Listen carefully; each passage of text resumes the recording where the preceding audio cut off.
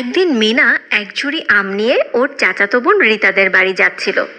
সাথে ছিল মিঠু। যাওয়ার পথে মিনা দেখে এক গাছের নিচে দাঁড়িয়ে আছে তাদের গাঁয়ের দোকানদার। লোকটা আপন মনে কি যেন বলছে আর হাসছে। দোকানদারের কথা শোনার জন্য মিনা গাছের আড়ালে দাঁড়ালো।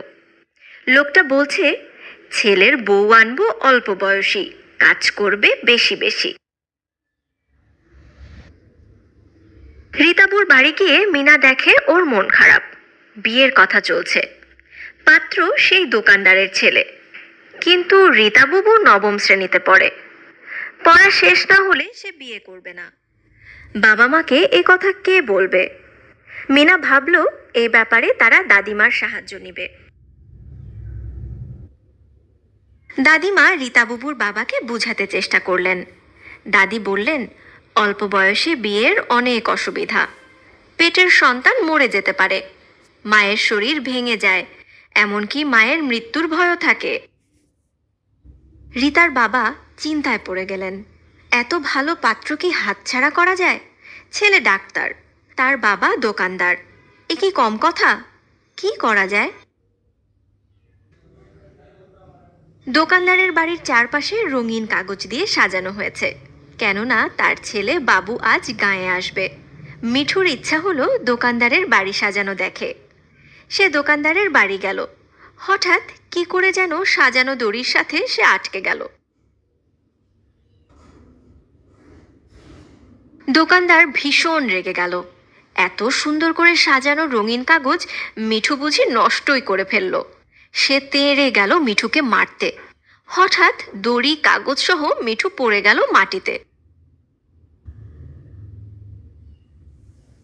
হঠাৎ মিনা দেখে মিঠু মাটিতে পড়ে আছে, নড়াচড়া করছে না। ভয় পেয়ে গেল মিনা। তবে কি মিঠু মরে গেল? রাজু ও রীতাও ছুটে গেল মিনার কাছে। সাবধানে মিনা ওকে কোলে তুলে নিল। ওরা বুঝতে পারছিল না মিঠুর কি হয়েছে।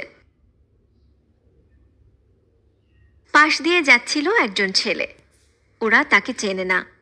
ওদের এভাবে বসে থাকতে দেখে সে এগিয়ে এলো। জানতে চাইলো পাখিটার কি হয়েছে। মিনা বলল, ও উপর থেকে পড়ে গেছে, নড়াচড়া করছে না। মিঠুকে ভালো করে দেখে ছেলেটি বুঝলো ও মাথায় ব্যথা পেয়েছে। তখন ছেলেটি ওর মাথায় এক টুকরো কাপড় বেঁধে দিল। ধীরে ধীরে মিঠু উঠে বসলো। ছেলেটির ব্যবহারে মিনা, রাজু ও রীতা দারুণ খুশি হলো। ওরা অপরিচিত ছেলেটির পরিচয় জানতে পারল না।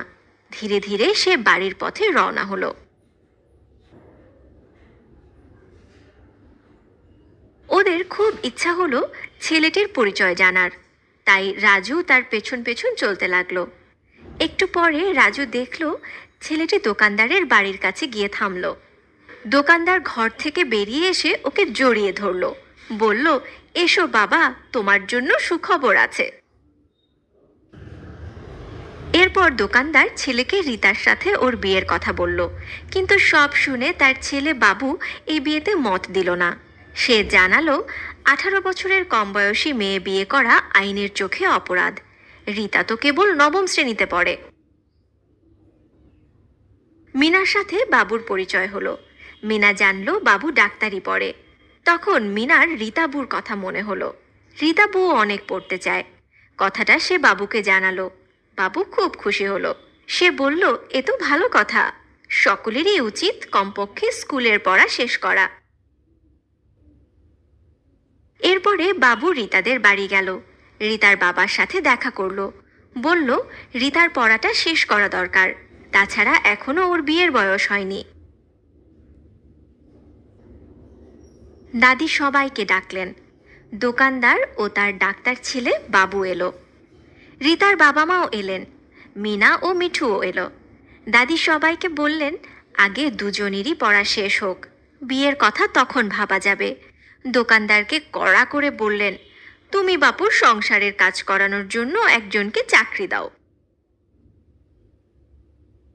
মিনা, রাজু ও মিঠু বলল, 18 বছরের কমে মেয়েদের বিয়ে দেওয়া উচিত নয়।